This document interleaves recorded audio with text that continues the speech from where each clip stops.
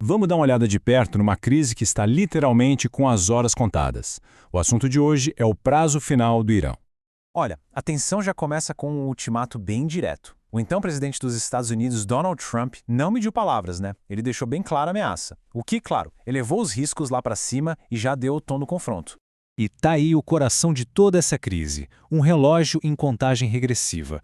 Sabe, todas as negociações, as ameaças, os movimentos militares, tudo, absolutamente tudo gira em torno desse prazo final. A tensão é quase palpável. Ok, então, como é que a gente chegou nesse ponto tão crítico? Para entender a situação de agora, a gente precisa voltar um pouquinho no tempo, só algumas semanas. Então, tudo começou lá no final de fevereiro, com ataques dos Estados Unidos e de Israel. A partir daí, a escalada foi, assim, muito rápida. Já no comecinho de abril, o Paquistão entrou em cena para tentar mediar a paz. Isso levou o Irã a apresentar uma contraproposta. E é essa contraproposta que agora está de frente com esse prazo final iminente dos Estados Unidos. Mas olha, não é só uma guerra com armas. Existe uma outra batalha acontecendo, uma batalha diplomática intensa. As negociações estão cheias de propostas, contrapropostas, e a retórica, o jeito de falar, está bem pesada, bem dura.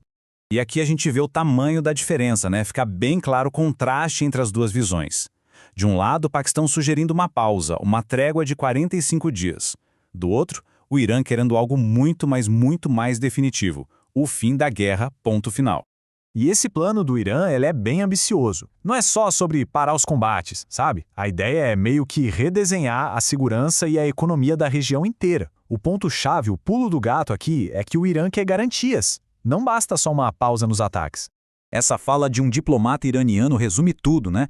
Deixa a posição de Teherã cristalina. Para eles, uma trégua não resolve. O que eles exigem é uma solução para valer, uma que garanta a segurança deles a longo prazo. Só que a resposta americana, bom, foi um balde de água fria. O Trump até reconheceu que a proposta era significativa, mas logo em seguida disse que não era boa o suficiente. E pronto. Isso criou um impasse diplomático super perigoso, ainda mais com o prazo chegando cada vez mais perto. E a coisa foi ficando ainda mais tensa na troca de farpas. Quando perguntaram sobre a legalidade de atacar a infraestrutura civil, a resposta do presidente americano foi usar uma linguagem, extremamente forte para defender as ameaças dele. Ele basicamente desviou da acusação e jogou o foco todo na questão nuclear iraniana. Ok, vamos mudar um pouco o foco agora e pensar nas consequências globais. Por que um conflito que parece regional mexe tanto com o mundo inteiro, de forma tão rápida e severa?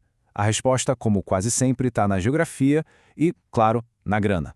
Esse é o famoso Estreito de Hormuz. Pensa nele como se fosse a principal artéria do coração da economia mundial. Se essa artéria entope, mesmo que um pouquinho, o efeito é em cascata, imediato, e afeta o planeta inteiro. E para ter uma ideia do tamanho da importância disso, olha esse número, 20%. Isso mesmo, 1/5 de todo o petróleo do mundo passa por essa passagem estreitinha em tempos de paz. O fato do Irã controlar esse ponto dá ao país um poder de barganha tanto econômico quanto geopolítico, que é simplesmente imenso. E aí que a coisa fica ainda mais complicada. Porque enquanto os diplomatas conversam e os prazos são jogados na mesa, a realidade no campo de batalha é outra. O conflito não parou por um segundo. A guerra continua, está ativa. Um exemplo bem recente disso, Israel assumiu a autoria de um ataque a um alvo econômico super valioso, uma usina petroquímica fundamental para o Irã. E isso mostra que mesmo com as negociações rolando, as ações militares não param. O objetivo é claro, minar a capacidade econômica iraniana. Beleza. Então, se a gente juntar todas essas peças do quebra-cabeça, a diplomacia, as ameaças, a economia, a guerra que não para, que cenário a gente tem no final das contas? Vamos resumir como está a situação agora. Primeiro, tem um prazo que os Estados Unidos estão chamando de final. Segundo, a proposta de paz do Irã, aquela mais definitiva, foi pro lixo, foi rejeitada. Terceiro, os ataques a lugares estratégicos continuam acontecendo. E por último, a economia do mundo inteiro está na corda bamba, dependendo de uma pequena faixa de água. Ou seja, a situação é extremamente instável.